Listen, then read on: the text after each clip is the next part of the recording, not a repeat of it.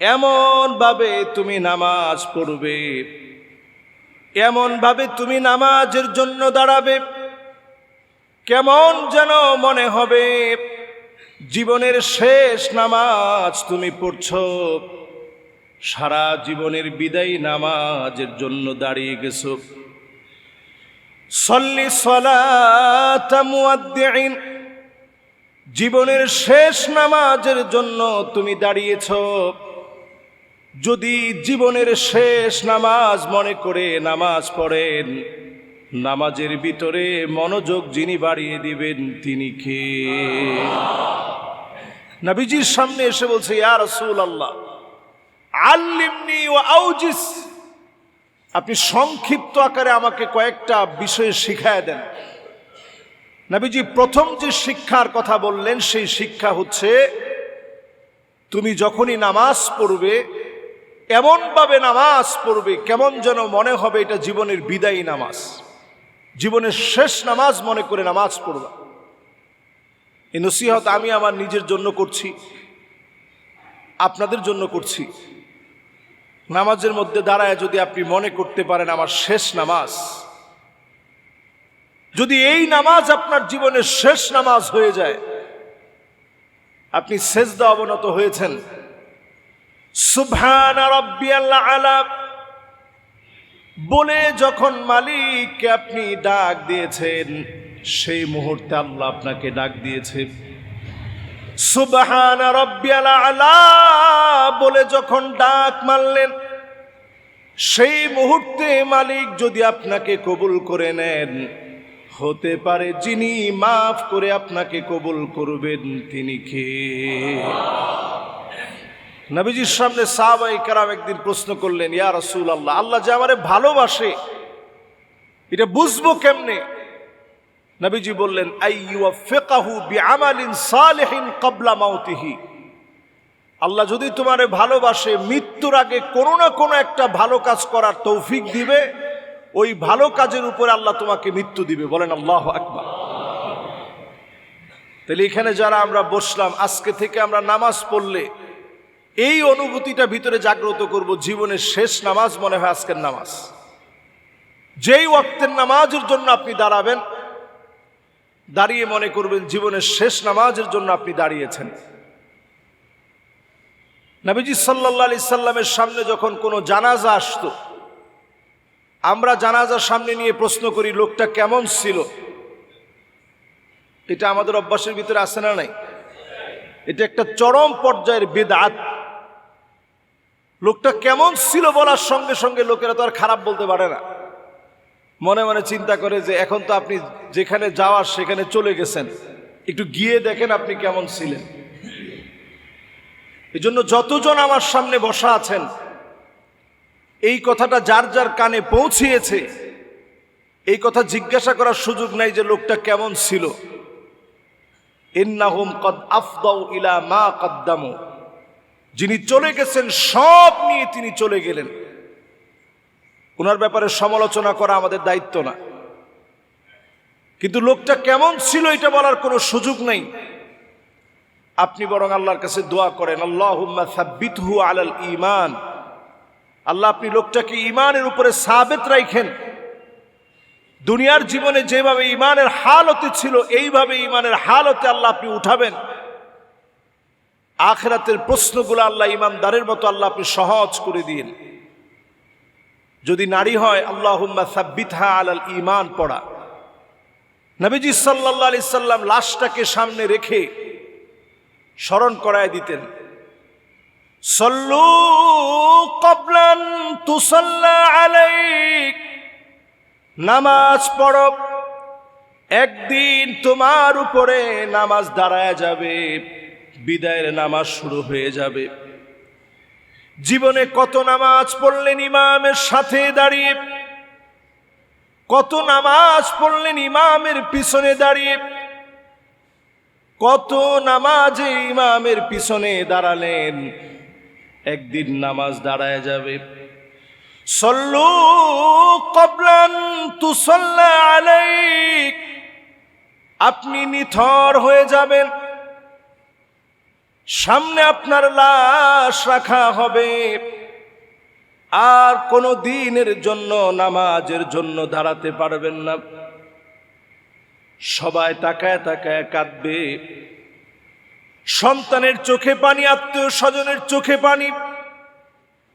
সেদিন সবাই তাকায় তাকায় কাঁদবে। আপনি ইমামের সামনে শুয়ে যাবেন, একমাত্র নামাজীদেরকে কবরের ভিতরে নামাজের কারণে মালিক সেদিন আলোকিত বানায় দিবেন। লোকটা প্রশ্ন করবে, কে গো তুমি? সবাই রয়ে গেল, তুমি কে? সেদিন উত্তর দেওয়া হবে, আমি আপনার নামাজ, আজকে আপনার জন্য রয়ে গেলাম। কবরের ভিতরে নূরুন ওয়া বুরহানুন ওয়া নাজাহ, নামাজের কারণে সেদিন আলোকিত হয়ে যাবে। ডেকে ডেকে যিনি মাফ করে নামাজের সুপারিশ নিয়ে কবুল করবেন তিনি কে? এজন্য নবীজির প্রথম যে নসিহা সাহাবীকে নবীজি শিখাচ্ছেন সংক্ষিপ্ত আকারে, শিক্ষাটা হচ্ছে ইযা কুমতা ফি সালাতিক ফাসাল্লি সালাতা মুয়াদ্দিন। যখন তুমি তোমার নামাজের জন্য দাঁড়াবা, মনে করতে হবে আপনার বিদায়ী নামাজের জন্য আপনি দাঁড়িয়েছেন। সবাই একটু আমার সাথে সাথে বলেন তো, নামাজের জন্য যখন দাঁড়াবেন কি নামাজ মনে করবেন? বিদায়ী নামাজ মনে করে দাঁড়ানো, জীবনের শেষ নামাজ মনে করে দাঁড়ানো, যে আমার জীবনের শেষ নামাজ এটা এক নাম্বার নসিহা।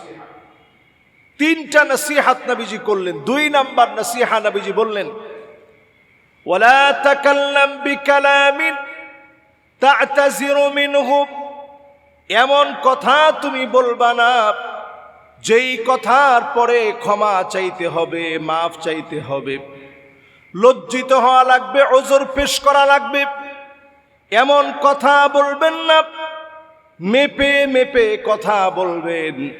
সব কথার ব্যাপারে যার সামনে জবাব দেওয়া লাগবে তিনি কে? যত কথা আপনি বলেন, সব কথার ব্যাপারে আল্লাহর সামনে জবাব দেওয়া লাগবে। এজন্য যদি কথা বলতে চান, ভালো কথা বলবেন, আও ইয়াসমুত, অথবা চুপ থাকবেন। কথা যদি আমরা বলতেই চাই, ভালো কথা বলবো, নচেত চুপ থাকবো। কথা যখন বলবেন, এমন কথা বলা যাবে না যেটার কারণে পরবর্তীতে লজ্জিত হতে হবে। নবীজি নিষেধ করলেন, এমন কথা বলবা না যে কথার কারণে পরে লজ্জিত হওয়া লাগবে। এটা 2 নাম্বার নসিহত করলেন। 3 নাম্বার নসিহা নবীজি করলেন, ওয়া আজমি'ল ইয়াসা আম্মা ফি আইদিন নাস, ওই বিষয়ে তুমি নিরাশ হবা না যেই বিষয়টা মানুষের কাছে আছে। ওই বিষয়ে নিরাশ হওয়া যাবে না যেই বিষয় মানুষের কাছে আছে। মানুষের সম্পদ দেখে নিরাশ হওয়া যাবে না, অন্যজনের সুস্বাস্থ্য দেখে নিরাশ হওয়া যাবে না। মনে রাখতে হবে, ওনাকে যিনি দিয়েছেন তার চাইতে বহুগুণ যিনি বেশি দিতে পারেন তিনি কে? ওয়া আজমি'ল ইয়াইসা আম্মা ফি আইদিন নাস, ওয়া আজমি'ল ইয়াইসা আম্মা ফি আইদিন নাস, মানুষের হাতে যা আছে এটা নিয়ে নিরাশ হওয়ার কোনো সুযোগ নেই, হতাশ হওয়ার কোনো সুযোগ নেই। আপনি চিন্তা করবেন, যতটুকুন সে পেয়েছে আমিও তো পেতে পারি, আল্লাহ এর চাইতে বেশি আমারে দিতে পারে। আল্লাহর কাছে, আল্লাহর ভান্ডারে কোনো অভাব নেই। ইন্না আউওয়ালাকুম ওয়া ইনসাকুম ওয়া জিন্নাকুম কামু ফি সাঈদিন ওয়াহিদ, সব মানুষ আর সব জিন মিলিত হয়ে খোলা একটা প্রান্তে আর ময়দানে যদি একত্রিত হয়ে যায়, আল্লাহর কাছে যদি চাওয়া শুরু করে, ফাআতাইতু কুল্লা ইনসানিন মাসআলাতাহুম, একজন একজন করে যদি সবার মনের চাওয়া আল্লাহ তাআলা পুরা করে দেয়, মা নাকাসা মিম্মা যালিকা ইনদি ইল্লা কামা ইয়ানকুসুল মিখিয়াতু ইযা উদখিলাল বাহর, সমুদ্রের ভিতরে সুই প্রবেশ করিয়ে সুইটা উঠালে সমুদ্র যেমন ট্যাড়ও পায় না, সবার মনের আশা আল্লাহ তাআলা পূরণ করে দিলেও আল্লাহর ভান্ডার থেকে এতটুকুনও ফুরাবে না। আল্লাহু আকবার। তাহলে আল্লাহর ভান্ডারটা কত বিরাট, কত বিরাট, কত মহান, যেই ভান্ডারে কখনো ফুরায় না, সে আল্লাহ রাব্বুল আলামিন আপনাকেও দিতে পারেন। এটা মনে করে নিরাশ হওয়া থেকে দূরে থাকেন। কখনো নিরাশ হওয়া যাবে না। আল্লাহর ব্যাপারে সবচেয়ে মনের ভিতরে আশা রাখেন, আল্লাহ তাআলা ঠিকই আপনাকে দিবেন। সবচেয়ে বড় নিয়ামত আল্লাহ তাআলা আপনাকে আমাকে দিয়েছেন সুস্থতার নিয়ামত। টাকা পয়সা এটা এক ধরনের রিজিক। আপনাকে যে নেক সন্তান আল্লাহ দিয়েছেন এটাও বড় রিজিক। আপনাকে যে নেককার স্ত্রী দেওয়া হয়েছে এটাও রিজিক। সুন্দর ঘুম আপনার হয় এটাও রিজিক। আপনার জীবনে আল্লাহ তাআলা সুস্থতার মতো বড় রিজিক দিয়েছেন। রিজিকের একটা প্রকার হচ্ছে অর্থনৈতিক। আল্লাহ রাব্বুল আলামিন আপনাকে সান্নিধ্য দিয়েছেন, সমৃদ্ধ বানিয়েছেন। অর্থনৈতিকভাবে আল্লাহ রাব্বুল আলামিন আপনাকে হয়তো টাকা পয়সা দিয়েছেন, এটা এক ধরনের রিজিক। আরো হাজার রকমের রিজিক আল্লাহ তাআলা আপনাকে আমাকে দিয়েছেন। এই রিজিকগুলো পাওয়ার পর আপনি আলহামদুলিল্লাহ বলেন, আল্লাহর শুকরগুজারি আদায় করেন। নবীজি সাল্লাল্লাহু আলাইহি সাল্লাম হাদিসের মধ্যে আমাদেরকে জানিয়েছেন, আজাবান লি আমরিল মুমিন ইন্না আমরাহু কুল্লাহু খায়র। মুমিনদের বিষয় বড় আশ্চর্যজনক। মুমিন বিপদে পড়ে যাবে, মুসিবতে পড়ে যাবে, ওই অবস্থায় আল্লাহ পাকের কাছে সবর করবে। অচিরেই মুমিনদেরকে দুঃখ দুর্দশা থেকে যিনি হেফাজত করবেন তিনি কে? এই জন্য মুমিনের জীবনে কোনো রকমের হতাশা নাই। শয়তান আপনাকে সবসময় হতাশ করার জন্য আসবে। যতবার হতাশ করার জন্য আসবে, ওয়াসওয়াসা থেকে বাঁচার জন্য আপনি দোয়া পড়েন, আউযু বিল্লাহি মিনাশ শাইতানির রাজিম, আউযু বিল্লাহি মিনাশ শাইতানির রাজিম। বারবার আপনি পড়ার চেষ্টা করেন। নামাজের ভিতরে মনোযোগ ছুটে যায়, আউযু বিল্লাহি মিনাশ শাইতানির রাজিম শুরুতে আপনি পড়ে নেন। এরপরে আল্লাহু আকবার বলে নামাজের জন্য আপনি দণ্ডায়মান হন। আল্লাহর কাছে আশ্রয় চেয়ে আপনি কাজ শুরু করেন। ঘর থেকে আপনি বের হচ্ছেন, বিসমিল্লাহি তাওয়াক্কালতু আলাল্লাহ লা হাওলা ওয়ালা কুওয়াতা ইল্লা বিল্লাহিল আলিয়্যিল আযীম। আপনি পড়ে বের হন। আপনি ঘরের মধ্যে আবার ফিরে গিয়েছেন, সালাম দিয়ে ঘরের মধ্যে প্রবেশ করেন। ঘরে যদি কেউ নাও থাকে, এখানে জিনেরা থাকতে পারে, কেউ যদি নাও থাকে এই ঘরে প্রবেশ করার সময় সালাম দিয়ে প্রবেশ করেন, কেউ আপনার কোনো ক্ষতি সাধন করতে পারবে না। কারণ যিনি আপনার এই ঘরকে শান্তিময় করে দিবেন তিনি কে? পেয়ারা হাদিরিন, যারা আমরা সলাতুল জুমা আদায়ের জন্য আসছি, এই তিনটা নসিহাত নবীজির অমূল্য নসিহাত।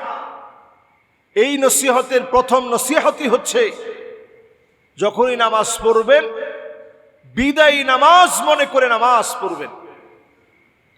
2 নম্বর নসিহত, কথা বলার ক্ষেত্রে সজাগ সচেতন হয়ে কথা বলার চেষ্টা করবেন। হাদিসের মধ্যে আসছে, ইন্নাল আবদা লা ইয়াতাকাল্লামু বিল কালিমা। মানুষ কখনো কখনো এমন কথা বলে ফেলে, 2টা ঠোঁটের ভিতরে যা আসে তাই বলে ফেলেছে। যখন ঠোঁট দিয়ে যা আসে তাই বলে ফেলে, নবী আলাইহিস সালাতু ওয়াস সালাম বলছেন, আবআদু মা বাইনাল মাশরিকি ওয়াল মাগরিব। পূর্ব থেকে পশ্চিম যত দূরে, জাহান্নামের এত দূরে ওই লোকটা নিক্ষিপ্ত হবে। ঠোঁটে যা আসবে তাই কিন্তু বলা যাবে না। ঠোঁটে আসলেই আপনি বলে ফেলবেন, ঠোঁটে আসলেই আপনি বলবেন, বিষয়টা এমন না। যখন কথা বলবেন আগে আপনি মেপে কথা বলবেন। যখন কথা বলবেন আপনি চিন্তা করবেন, আল্লাহ রাব্বুল আলামিন এই কথাটা, আল্লাহ রাব্বুল আলামিন ঠিকই এটার জবাব চাবেন। আমরা যখন কথাগুলা মেপে বলতে শিখব, আমাদের কথার ভিতরে ওজন আসবে। এই কথার ভিতরে ওজন আসার পরে এই কথাগুলো দামি হবে। আমাদের কথার ভিতরে তাসির হয় না কেন? আমাদের কথার ভিতরে তাসির হয় না এই জন্যে আমরা অমূলক কথা বলি, জবান দিয়ে ফায়সা কথা বলি। সাহাবায়ে কেরাম এই জিহ্বাকে টেনে ধরতেন, টেনে ধরে বলতেন এই জিহ্বা হচ্ছে মানুষের অধঃপতনের কারণ। নবী সাল্লাল্লাহু আলাইহি সাল্লাম জিহ্বার ব্যাপারে বলেছেন, আদমানুলাহুল জান্নাহ, লজ্জাস্থানের হেফাজত যে করবে আর জিহ্বার হেফাজত যে করবে, এই দুইটার হেফাজতের মধ্য দিয়ে আল্লাহ রাব্বুল আলামিন বান্দাকে আল্লাহর জান্নাতের মালিক বানায় দিবে। সুবহানাল্লাহ। নবীজি বলছেন শুধু মালিক না, আমি নবী জিম্মাদার হয়ে যাব। আমি নবী আমার ওই উম্মতের জন্য জিম্মাদার হয়ে যাব, যেই উম্মত তার জিহ্বাকে সংযত করবে, জিহ্বার ব্যাপারে সজাগ থাকবে, সচেতন হবে। সেই উম্মতের ব্যাপারে নবীজি সাল্লাল্লাহু আলাইহি সাল্লাম জামিনদার হবে, জিম্মাদার হবে। আল্লাহর সামনে দাঁড়িয়ে নবীজি সুপারিশ করবে। এই জিহ্বাকে যারা কন্ট্রোল করবে, যা মুখে আসবে তাই বলা যাবে না। যতদিন হায়াতে আমরা বাঁচব, প্রত্যেক দিনের একটা আমল বানায় নিবেন, প্রতিদিনের একটা অভ্যাস বানিয়ে নিবেন। অন্তত যেন কয়েকবার হলেও ইস্তেগফার যেন অন্তত 100 বার হয় দিনে। দিনে যেন অন্তত 100 বার সুবহানাল্লাহি ওয়া বিহামদিহি। সবাই একটু বলি তো, সুবহানাল্লাহি ওয়া বিহামদিহি। এতটুকুন যদি আল্লাহর কোন গোলাম 100 বার পড়ে, হুত্তাত আনহু খাতায়াহু ওয়া ইন কানাত মিসলা জাবাদিল বাহর, তার গুনাহ যদি সমুদ্রের ফেনা পরিমাণ হয়ে যায়, নবীজি বলছেন আল্লাহ তাআলা তার গুনাহগুলো মাফ করে দিবে। সুবহানাল্লাহ। সুবহানাল্লাহি ওয়া বিহামদিহি বলা সহজ না কঠিন? এর সাথে মিলিয়ে আরেকটা বাক্য বলেন, সুবহানাল্লাহি ওয়া বিহামদিহি সুবহানাল্লাহিল আযীম। বলা সহজ না কঠিন? নবী আলাইহিস সালাতু ওয়াস সালাম বলেন, এই সুবহানাল্লাহি ওয়া বিহামদিহি সুবহানাল্লাহিল আযীম, এটা যদি আল্লাহর কোন গোলাম পড়ে, কালিমাতানি খাফিফাতানি আলাল লিসান, জিহ্বার জন্য বলাটা বড় সহজ, খুব কঠিন না।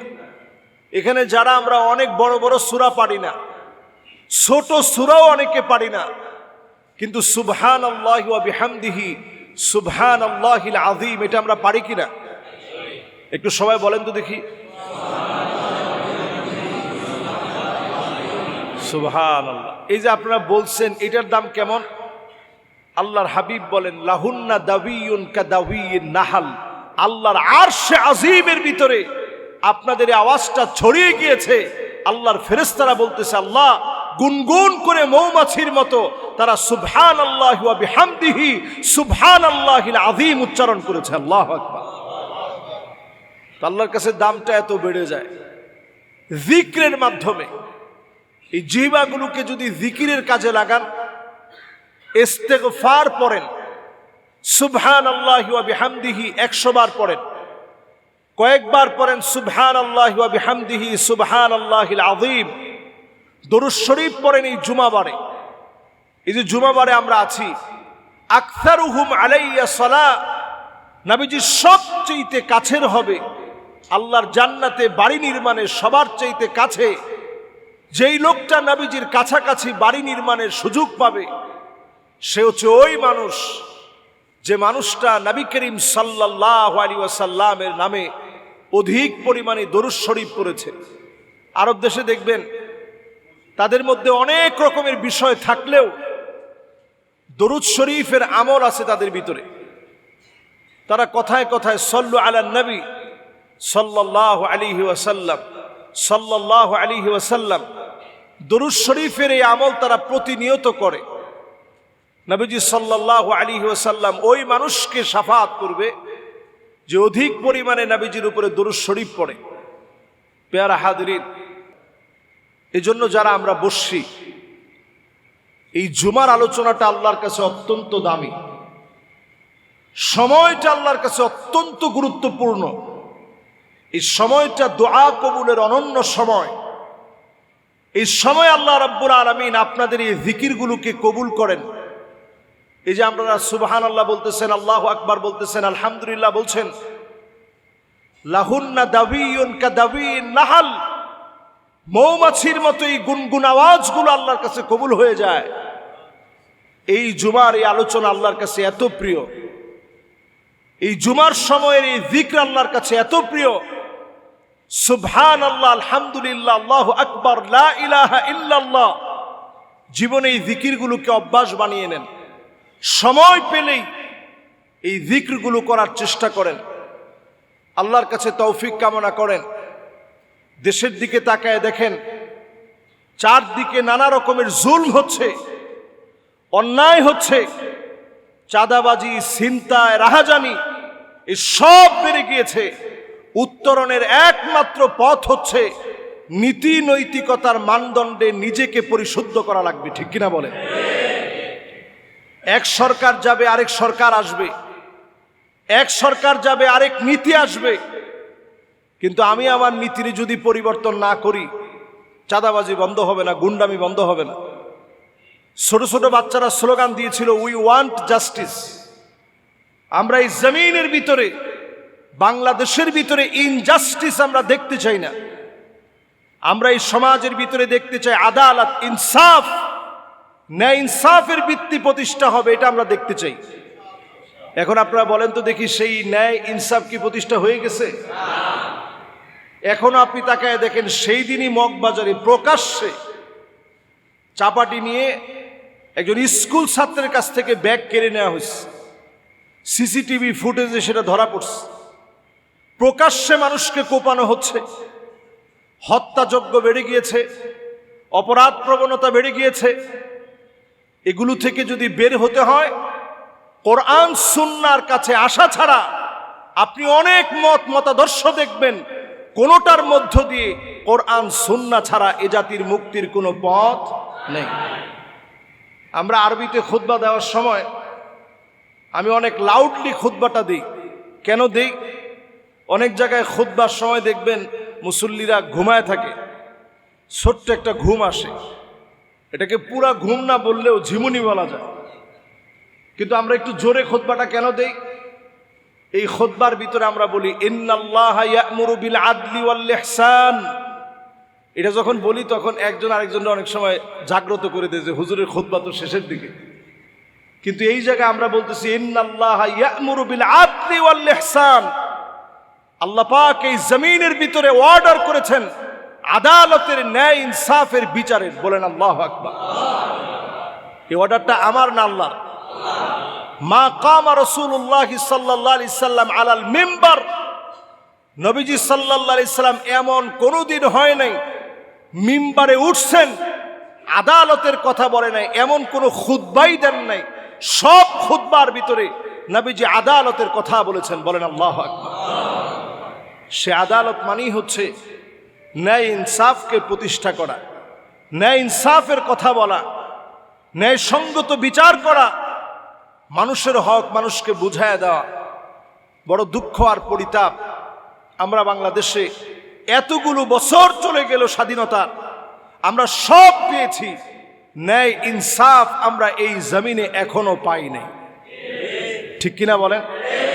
তো সব তো দেখলাম, কোরআনের দিকে আসা ছাড়া, কোরআন সুন্নাহ ছাড়া এই জাতির ন্যায় ইনসাফ প্রতিষ্ঠা করাই জাতির পক্ষে কোনোদিন সম্ভব না। প্যারা হাদিরিন, আল্লাহ রাব্বুল আলামিন কোরআন সুন্নাহ মাফিক, কোরআন সুন্নাহ মেনে জীবন পরিচালিত করার তৌফিক আল্লাহ তাআলা দান করুক। পড়ি আমিন।